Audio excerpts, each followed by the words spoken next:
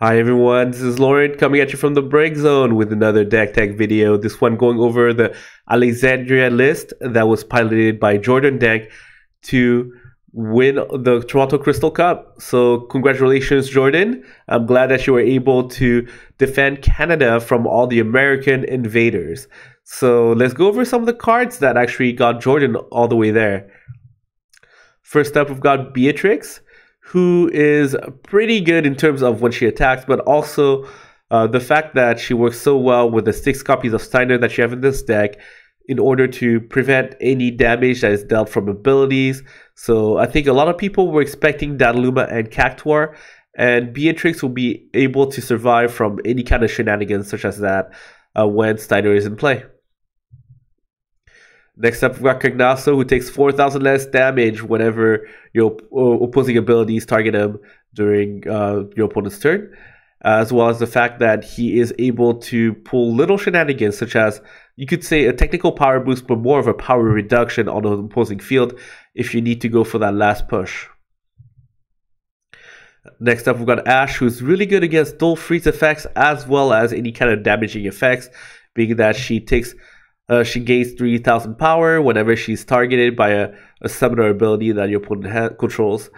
And if your opponent tries to duel and freeze her, you'll be able to reactivate her by just using 2 water CP by either discarding your card or using your backups.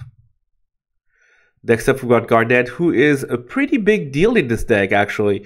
The fact that you have 14 summons and that she's going to be able to give a power boost to all of your forwards whenever you use a summon is a pretty big deal. I'll kind of go over it in terms of math as I go over the summons. So Steiner, this is probably the Steiner you want to see early to mid game or in your breaks, in your damage zone. Being able to search out the card that you need, whether it's Garnet or Beatrix, is a pretty big deal.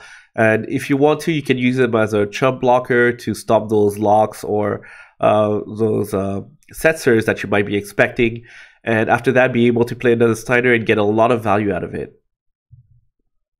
So this Steiner goes more for the mid to late game when you actually have a setup board. You'll probably have taken 4 points of damage, whether self-inflicted from your light Fusoya or from opposing forwards. Being able to draw that extra card, so being able to play pretty much a 2-drop 8k that has other abilities is really good, and being able to draw that extra, from drawing that extra card and everything is a pretty big deal. Next up, we've got Cloud of Darkness, who not only allows you to do power reduction, but when she enters the field, as long as your forwards are still around, you'll most likely be able to use her as a form of removal. And after the fact, being able to just kind of swing in and reduce the power of some opposing forwards might make the difference. Okay, big part of this deck is Fairy and all the other summons. But if you play Fairy with Garnet, you'll be able to get plus 1,000 power, as well as draw a card and activate a forward. So I believe that Jordan was expecting a lot of ice in the meta, and Fairy was a very good call. Next up, we've got Moogle. So as you saw in this deck, on this deck list, there's 6 copies of Steiner, so sometimes you might have one too many. And there's 3 copies of Light Fusoya, which you can't really do much with when you get your second or third one. But you want your Light Fusoya early, but after you get your first one, all the other ones become somewhat useless, and Moogle is going to be able to get that out of your hand. Keep in mind that so far we've gone over what? Steiner, the 5CP Steiner, Fairy, Moogle, and actually there's more EX bursts as well, like Leviathan and Belias. So you're expecting damage early, and you're also expecting to deal yourself damage once you try to go for the finish with the Light Fusoya, as long as you're not at 6 points of damage. So you're going to have a lot of EXs, and a lot of them give you card advantage and let you catch up, and Moogle is definitely one of them. Next up, we've got Bismarck. So when you use Bismarck in combination with Yuna, you can play a 1-cost summon, which is so good. Being able to do combat tricks such as reducing the power of opposing forwards by half rounded down, makes a 9,000 power into a 4,000, is a pretty big deal. As well as being able to return monsters to opposing players' hand is going to be able to have monster decks kind of get sent back quite a bit, because if it's a monster that turns into a forward and you return it to your opponent's hand, then they spent 1 turn playing it, and when you do it when you return to their hand during their following turn, then it's going to take him another full turn to set it up again. You have to play it down, and he can attack that turn. So that's a pretty big deal to set them back. As well as if you really want to return a character to your hand, you can also do so. Next up, we've got the Leviathan, who's been a staple in most water decks since Opus 1. And Belias, which is such a huge combat trait. I mean, we're talking about Belias with Garnet being able to give a forward plus 2,000 power, first strike, and draw you a card. That's such a big deal. I mean, it's been a staple since Opus 2, and whenever you have Garnet, you do expect to see a couple Belias most of the time, and it is true in this case. And also, it's an EX, so if you get hit early, guess what? You're going to draw a card. And if you get hit with your own Fusoya, you're still going to draw a card, so that's pretty cool. Next up, we're going to go over the backups, such as Artemisian. So it acts as a pseudo mulligan, or if you go to mid-late game, you haven't played it out yet, and you have maybe 1 or 2 copies of Light Fusoya, and you want to set up your board, go ahead and play out Artemisian, get rid of those extras, or even put a couple of Steiners at the bottom of your deck. Okay, as I spoke about earlier, Yuna is a pretty big deal in this deck. Yuna and Garnet being able to work so well with all the summons that you have in this deck. Being able to play a 1 CP Bismarck is kind of a big deal. So Claudie, this is why I mentioned that Knights is part of this package deal.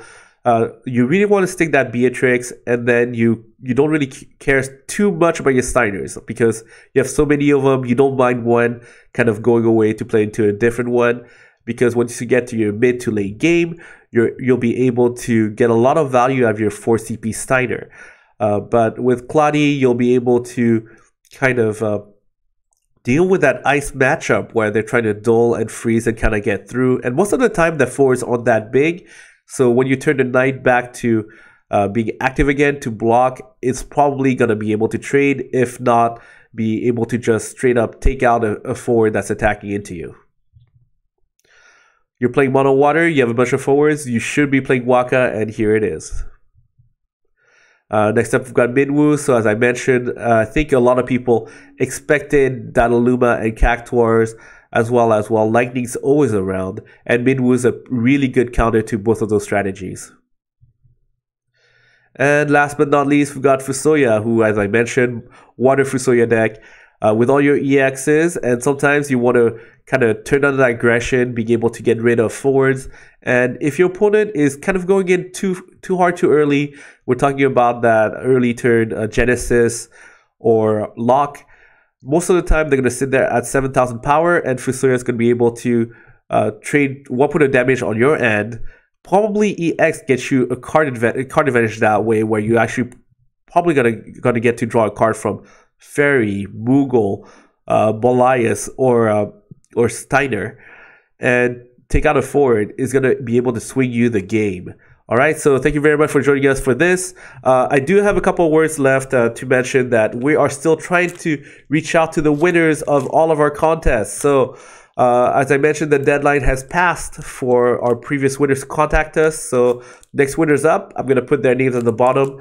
And if you are the winner, please contact us on the Break Zone email so that we can give you the instructions as to how to collect your winnings. So first up, from, 400 subscribers, we've got the Lightning Sleeves.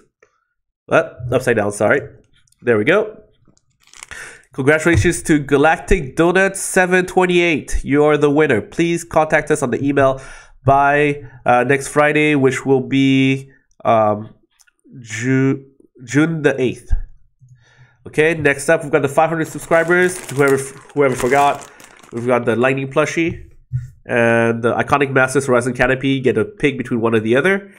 Please contact us. Elroin, Portillo, Sanchez. Please send us an email to the Break Zone email. And we also had the final turn Friday, so you've won the $5 credit to magitechgames.com, which is our sponsor. Congratulations to braderp, or braderp, well, Brad and ERP. Anyways, I'll write it down below. Please contact us by next Friday, which is June the 8th. And to whoever hasn't really kept up, We still have more giveaways coming up as well, and that's gonna be the Cactuar sleeves, choice between the Cactuar sleeves. There we go, and the Dominaria Mox Amber. So when we reach 600 subscribers, we'll be doing a drawing to figure out who won that, and at that point, I'll be kind of broadcasting the winner on one of our videos. So hopefully, stay tuned. You like our content and you sub, and we will catch you next time.